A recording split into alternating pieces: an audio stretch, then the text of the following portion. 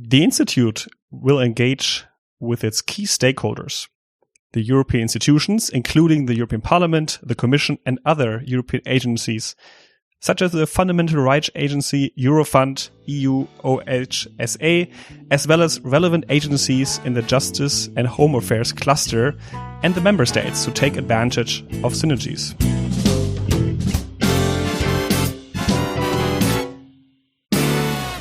Well, in case you understood what I said, congrats, you really understand Euro-English. If not, even better, because then this episode will be even more interesting for you.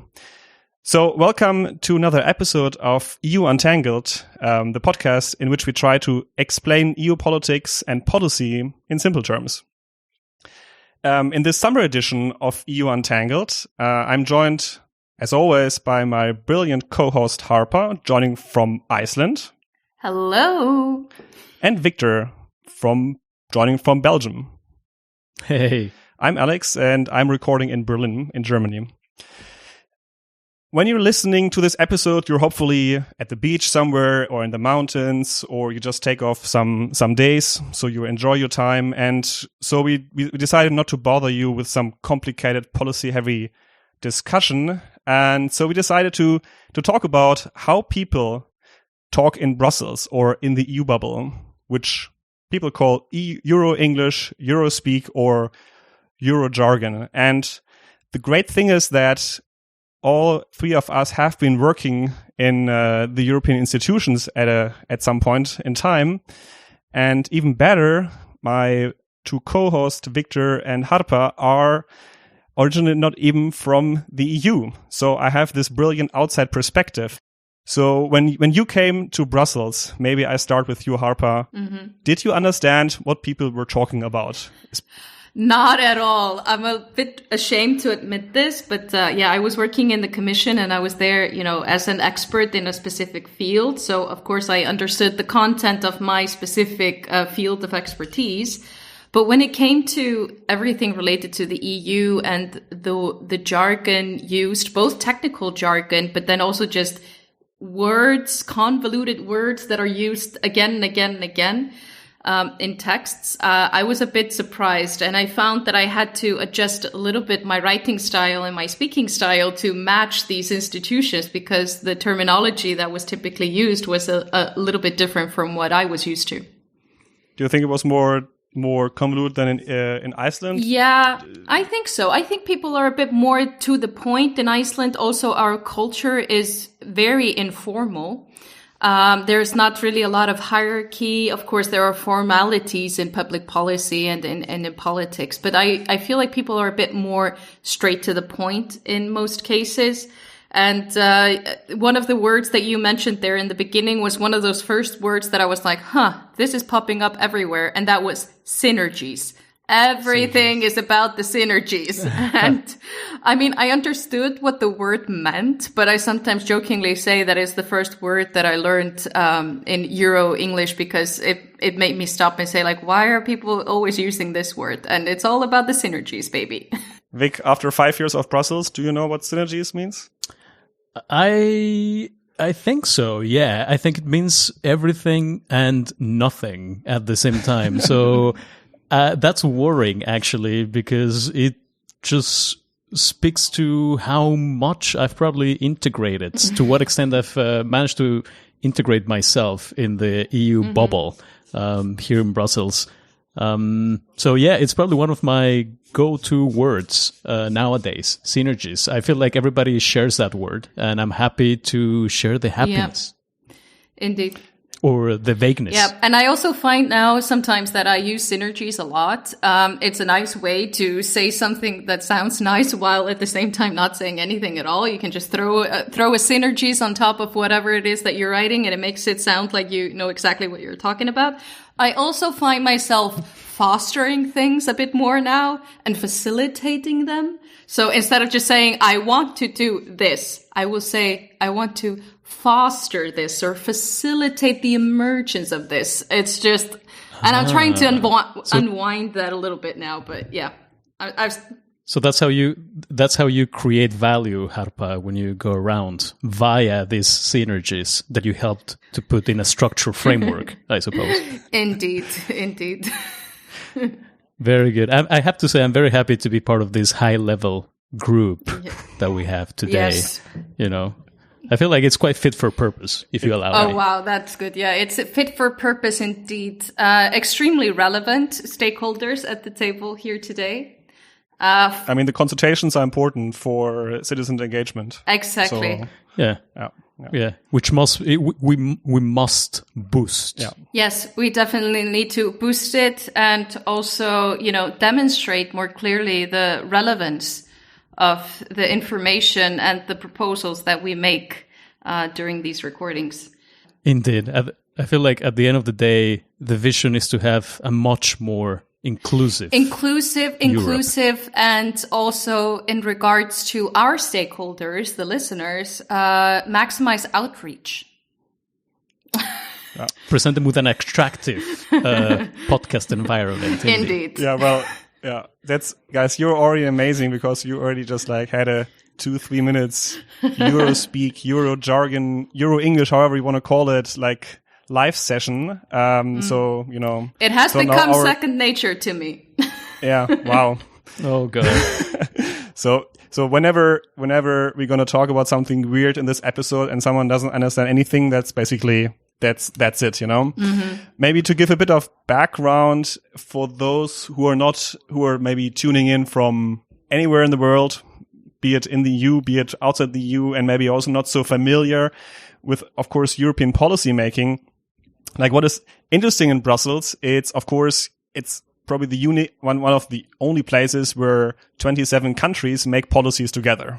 And then we have 24 languages. So, and most of them speak English. Some speak also French and a few German and many Italians. But the lingua franca, again, a jargon, the working language in the EU is of course English.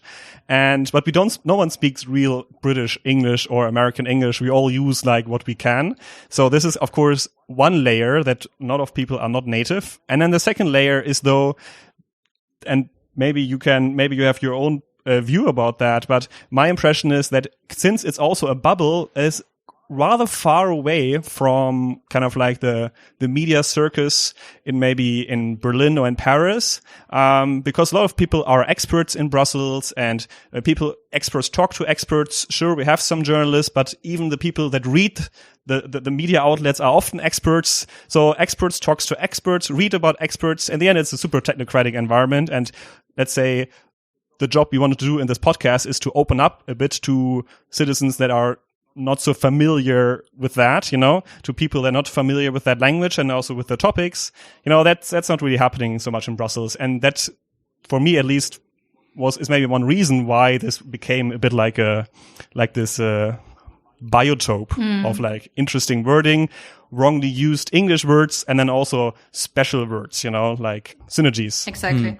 I would even go on to say that probably British people themselves living in Brussels don't speak British English anymore. I mean, they do have the accent, and of course they speak perfect English, but when they are in the EU bubble, I feel that they have to adjust to the kind of English that is spoken in the corridors of any of the major EU institutions, the Parliament, the Commission, the Council. Or all the NGOs and other institutions and Exactly. It's a shared language where on the one hand, as you said, you have all these legal, very technical terms. On the other hand, you have 27, probably more, a lot more, probably 3,000 different nationalities trying to communicate in a language that is not their own. And finally, you have the complexity of EU policy and politics that is anyways always to an extent monotonous or some dare say boring, right? In whichever country you are, be it Mexico, Germany, Iceland, even the United States. Yeah. So altogether, it's the perfect recipe for jargonese. And the EU, the Commission and the EU institutions, they recognize this. They recognize this as an issue that when they are trying to communicate, or their staff is trying to communicate with the outside world, they don't do it as clearly as they should. And this can, of course, create problems, and citizens find themselves a little bit distant. I mean, it's already an issue that citizens find themselves to be a bit distant from the EU. But then when, they go online and they want to search up a policy or information about something, they just enter these very convoluted texts, very technical documents, and in many cases, they don't find any practical, straight to the point information that is just targeting the average citizen. And when I was working in the commission, they offered, it was DG Com, which is, I suppose, Directorate General for Communications.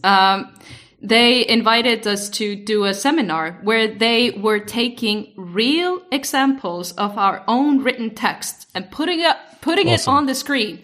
And I saw texts there that I had actually worked on with some colleagues, and they were just saying, I found this on, this website. Read this text. Isn't this awful? I mean, and they were just showing us how you would be able to write clearly, and taking this Euro English that has sort of mutated a little bit into a bit of a monster, if you will, and showing us, remember, this is how you write. This is clear writing.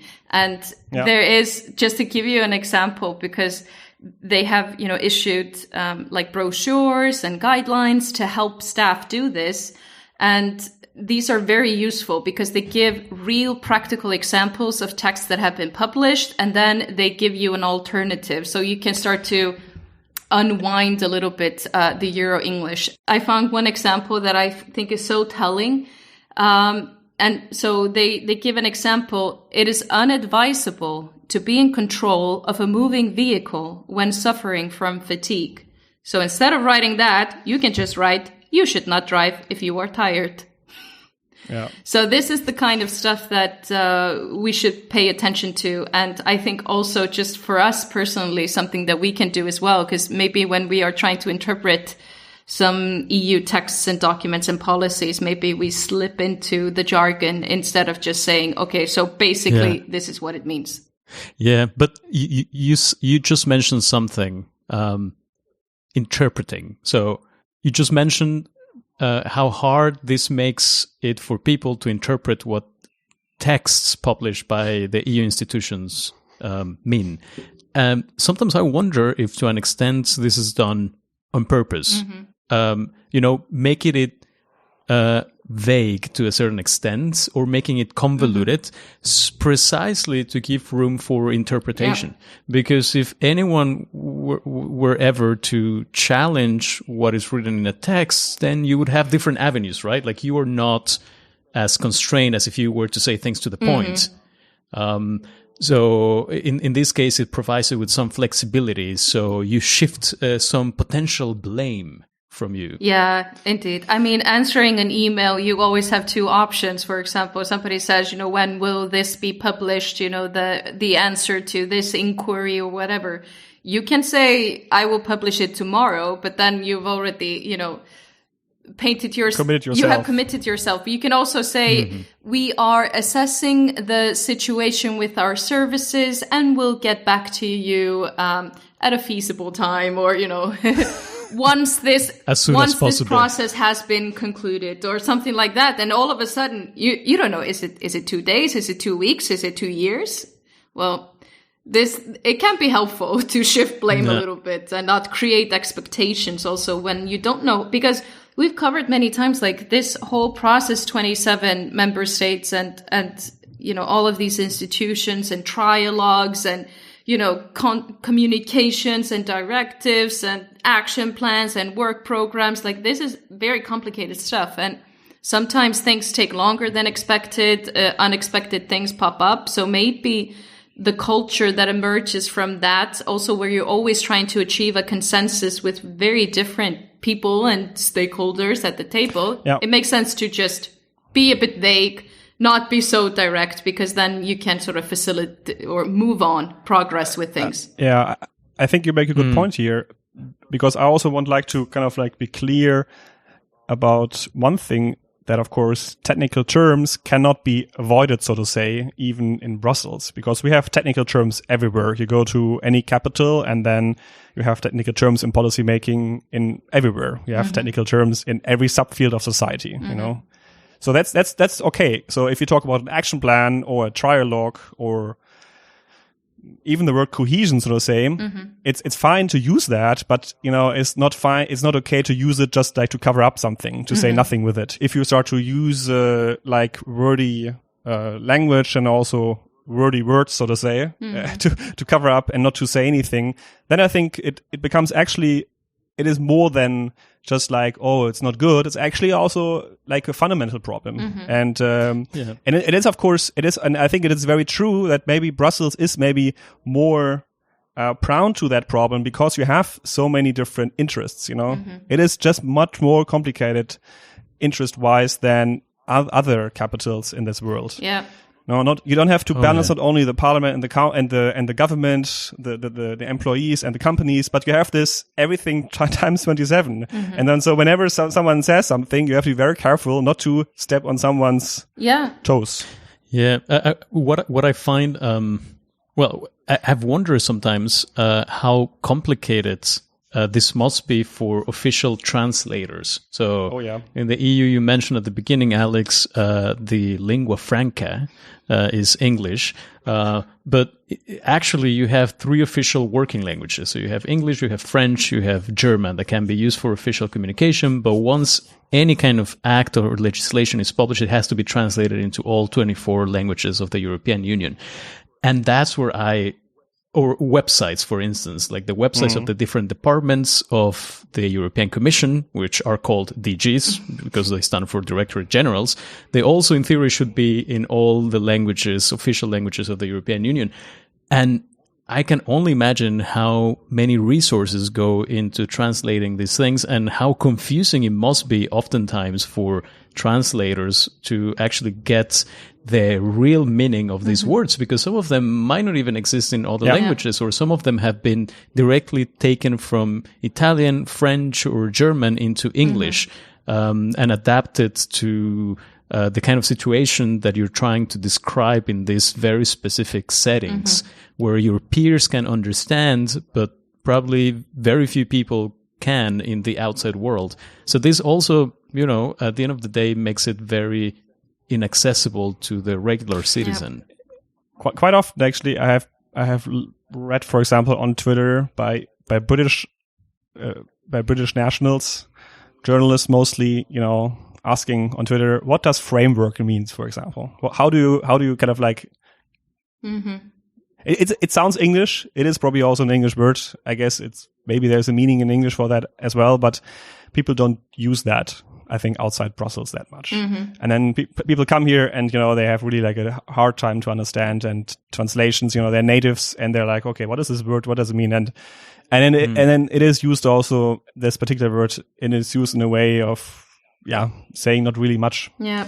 For me, I mean, I'm struggling with this personally myself now every day at work, because I still, even though I'm no longer working for the EU, I'm still working with EU policies. And every day I'm trying to translate concepts, text from the EU into Icelandic, to present and explain and, discuss issues with, Icelandic stakeholders. And I mean, like words like flagship program. I mean, when I try to translate this, it sounds insane. So I have to, typically I can never directly translate anything that comes from the EU. I just have to say like, the EU is working on, and then I just really explain what exactly it is. I try not to use any of the terms because it's so difficult to translate them. And many of these words definitely do not exist in Icelandic. Yeah.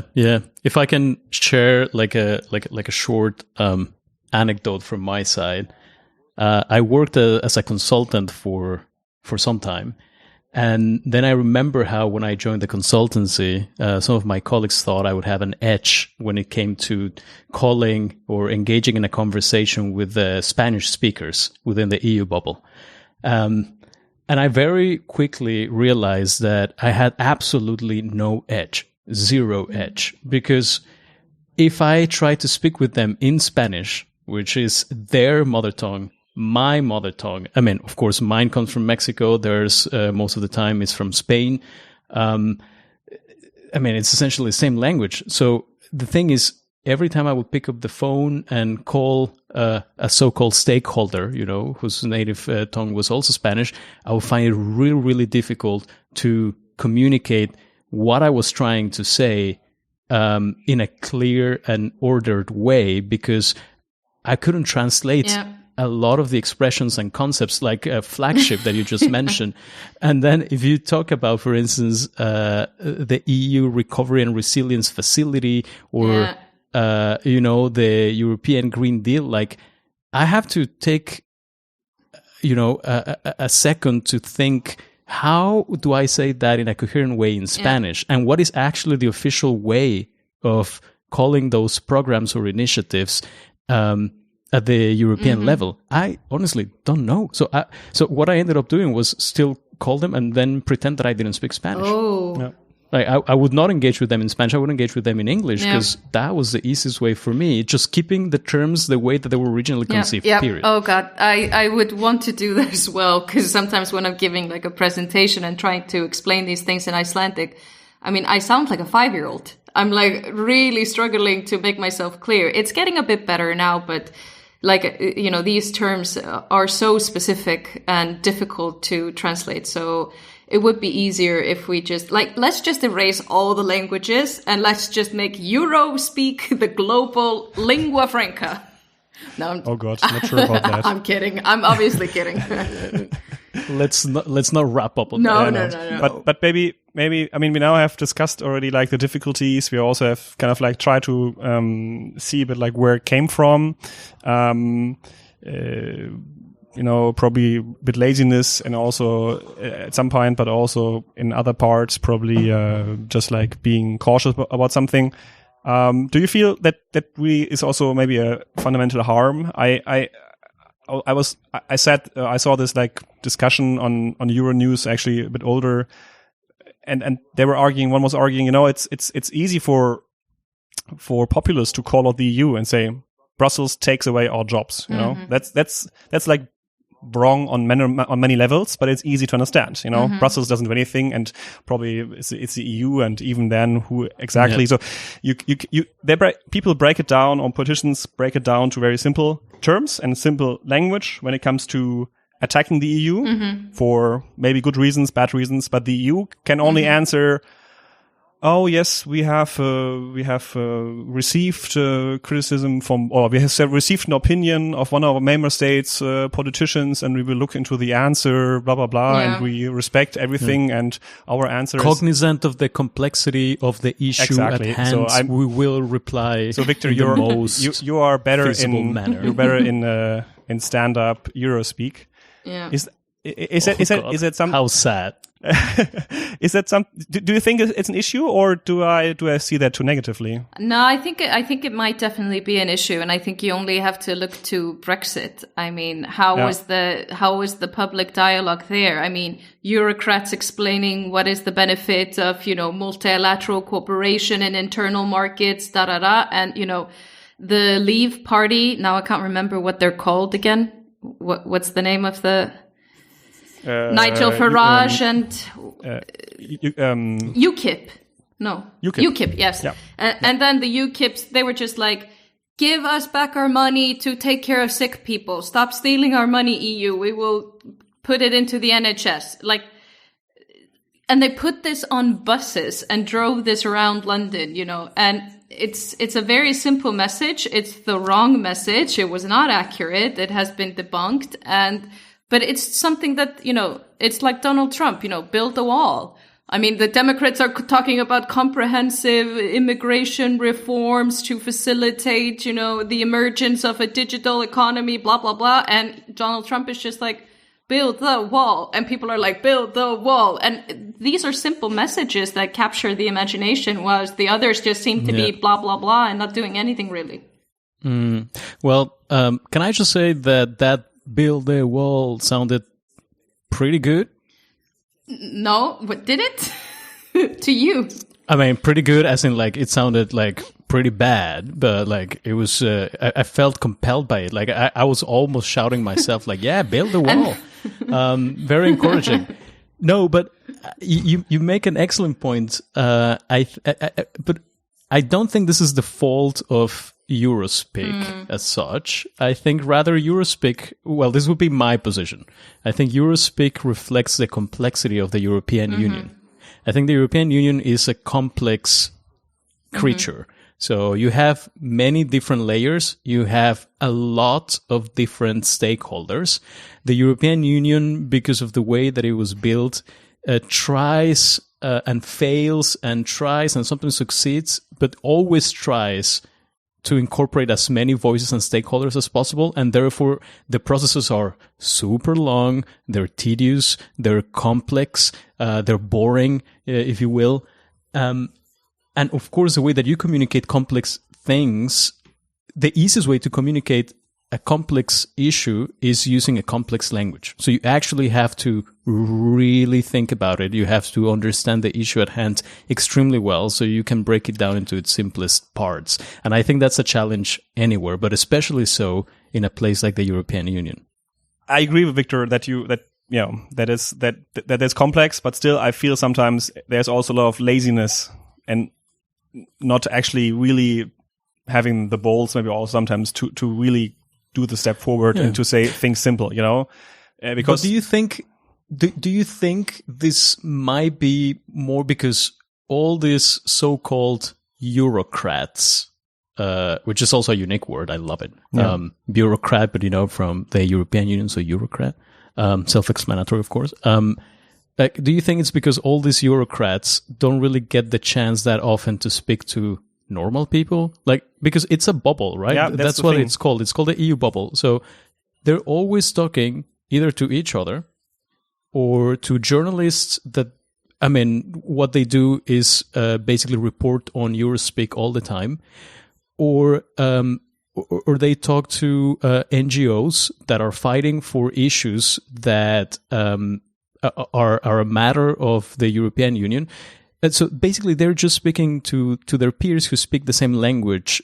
So in a sense, they never really face the need to go ahead and talk to a normal person living in a normal town in France or Portugal or Latvia, right? Like they don't have to translate these complex things for them ever. So for them, it's perfectly fine, like they keep it at this so-called high level. And it's fine because it works for now.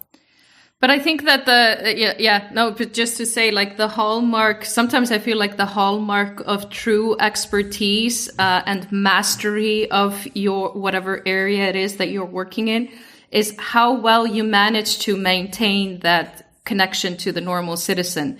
And if you are a true expert in something, you should be able to explain just the basics of it without resorting to any technical jargon. And I feel like, simply put, it is a very complex thing, the EU. And I understand that you have to use complex language sometimes to explain complex issues. But when it comes to the voters, it's not that complicated to explain what's in it for you. What is the value of your country being a member of the EU? But people sometimes, I feel like they don't explain it, or they take for granted that people understand terms like mobility or internal market or, these things. Like, you should just really say, you are an individual, and living in the EU creates a more peaceful society. You have more opportunities. You can benefit from all of these rights, which are, sought after, across the world. I don't know. But just explaining it in very simple terms, I think would help. And many of these policies, because I've seen, for example, a publication that talks about EU policy sometimes. They explain what has been happening, and they do it in quite a traditional sense. But then they put why is this important? And then they put 3-4 sentences there, and they summarize it for, somebody who's not an expert in it. But you can explain, why should you care about this? And nobody's telling people why they should care about this. People are just talking about GDP and technical things, and you lose touch with the average citizen. And then they start to see the EU as this supranational multilateral monster that is just making their lives a living hell. And, fake news like, oh, the EU is going to ban, bacon flavored crisps and all of this stupid stuff that Boris Johnson said. I mean, this gets to flourish, not because it's true, but because it is said in the same way as normal people speak. I mean, that's why people wanted to vote for Donald Trump, not because maybe to an extent they were in favor of his policies, and there are a lot of complex issues that can explain why he was eventually voted. But I think most people said, like, he speaks like a normal person. He's not trying to sound smart. Maybe because he just isn't smart, but that was a huge selling point from him. Yeah. He's just tell it as it is. And people were like, finally, somebody, just an average Joe that is talking about things as they are. Yeah. Yeah, that's a most powerful tool of any populist, for good or bad, that they connect with people in a way that they can understand, with the average citizen. You were just mentioning, though, this UKIP's campaign when Brexit was happening, and that made me think as well of how I think the EU tried to respond to it with this coffee a day campaign. I don't remember what it was called, but basically they were saying like, oh, okay, is the EU so expensive? Well, not really. Like, how much does it cost to each EU citizen? And then they started putting out like these messages saying, I think the EU costs less than a cup of coffee a day to each EU citizen, which is less than €1. Of course, depends. And then, media outlets like Politico started saying like, well, it really depends where you get your coffee in the EU. If you buy your coffee in Luxembourg, it's not as expensive. It's a lot more expensive than buying it in Portugal. So, but I think that was an interesting comeback, I think that was ingenious. It was understandable. And of course, it's not perfect because this kind of things are not done every day, but of course it takes creativity, it takes money probably, and but it's just complicated. In defense of the EU, I have to say that I think that in the last 10 years or so, they have paid much more close attention to this issue. They've gotten much better, and they have realized also the value, in making things fun and engaging, which is a jargon, but colorful, some humor. Like, you can discuss serious topics, you can convey important messages to citizens, and you can do it in a fun way. Of course. And the best example is DG Meme, the Directorate General for Memes and what is it? Sober Fun? Man, that is genius. Of course, it's not an initiative of the European Commission, right? But the funny thing is that European Commission and parliamentary officials, they follow their account because it's fun, and in a very sober way, yet fun way, they manage to, attract attention to EU policy and politics without being too disrespectful. So I find that amazing. I don't know how many times DG Meme has brought to some important issue to my attention that otherwise I would not have been aware of. I think we should bring DG Meme to the pod. God, yes. We have to have them on an episode and just, get some good banter. Although I had said before that that is important that the message is not too complicated, but at the same time, I think it also would be the wrong consequence to use a populistic language in the institutions or in general in Brussels to do politics. I think that would not be the way. So even although we maybe sounded a bit like, use simple language, but also don't use populistic language at all, I think that wouldn't be the right answer either. So you don't fight fire with fire.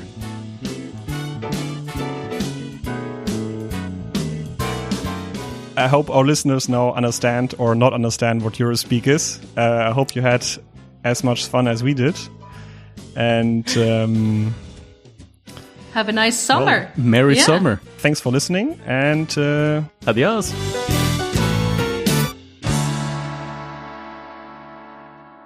In the event you utterly enjoyed the content of this production, we would be grateful if you follow us on a digital application, including, but not limited to, Spotify, Apple Podcasts, or any other app that the digital single market offers. Also, of crucial importance, we encourage you to contribute to the ongoing public consultation on the quality of our podcast by co-creating a rating along with other stakeholders via a digital infrastructure of your choice, and to enhance the inclusiveness and diversity of our group of beneficiaries by supporting our public outreach efforts.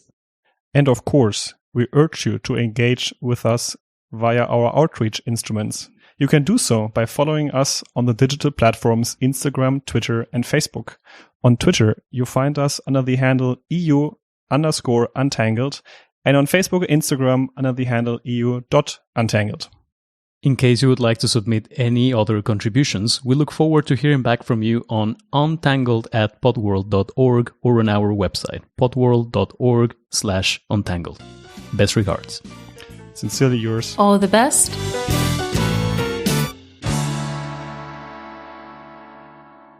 Okay, wait. So just want to say, so it's perfectly clear to everyone. So the point of this exercise right now, this press release, is responding to a perfectly simple, dull question in the most convoluted possible way, using as many Eurospeak expressions as we can. Yes. Is it a competition? Okay. Do we win something? Absolutely. Do you ever do anything without competing? Like just for kicks or for free? No, Harpa. Of course a competition. I'm in it to win it. Okay, so Alex, your question.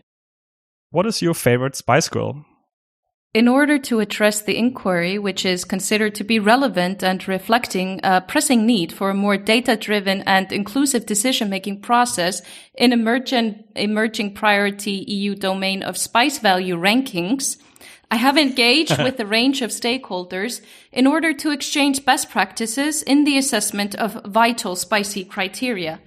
The baby, sporty, ginger, scary, and posh spices result in a number of synergies which foster both a considerable portion of fun as well as a significant amount of girl power. The Spice Girls institution demonstrates both resilience, inclusion, mobility, and diversity, with each actor contributing critical infrastructure necessary for the enhancement of girl power in the local, national, EU, and global perspective. However, the public consultation, in addition to the impact assessment carried out, concluded that Ginger Spice is most iconic and therefore considered as my current favorite Spice Girl. Wow. Holy smoke! Pretty good. Ginger Spice. I can't believe you, Harpa. Ginger Spice. Yeah, I think, Harpa, you should run the European institutions. Yeah. You have mastered it. You can officially be recruited by DG Meme. I would support DG your Meme, candidacy. if you're hiring, there's an Icelandic fangirl out here ready to contribute to your meaningful work. All right, so Alex, do you want to take the next pressing question?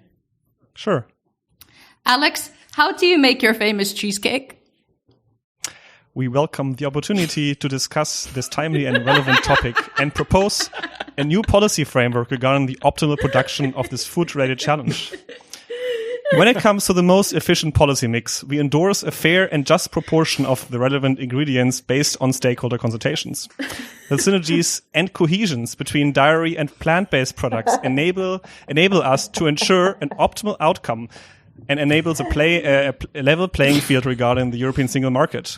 We are confident that this policy will satisfy the need of the European consumers in the sector of the cheesecake production and consumption while respecting the principle of subsidiarity. Oh my God. Well Holy shit. done, Wow. Alex. Man, you should be a speech writer. That was amazing. In the European Commission. That was perfect. That was amazing. That was perfect. Yeah, the icing on the cake. Thanks. All right. Not sure this is actually not sure how to take this compliment though.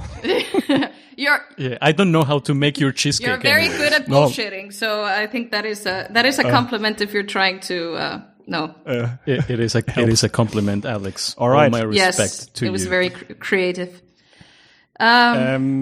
Victor, yeah. Go ahead. Oh, do you want me to ask him the question? Well, yeah. Victor, I need my question. what is Yes. your go-to drink on a hot summer day? I As a staunch supporter of mixed drinks, I am privileged to take part in this trialogue and share with you and other stakeholders in the audience some key insights on my preferred summer mix, the Aperol Spritz. The reasons are manifold. On the one hand, the synergies created between the Aperol and the Prosecco provide for a unique taste, further compounded by a dash of mineral water. This is amplified by an enabling warm weather environment in which the needs of consumers are clearly met via the generous addition of ice cubes to a user-friendly glass, as envisioned by its founders.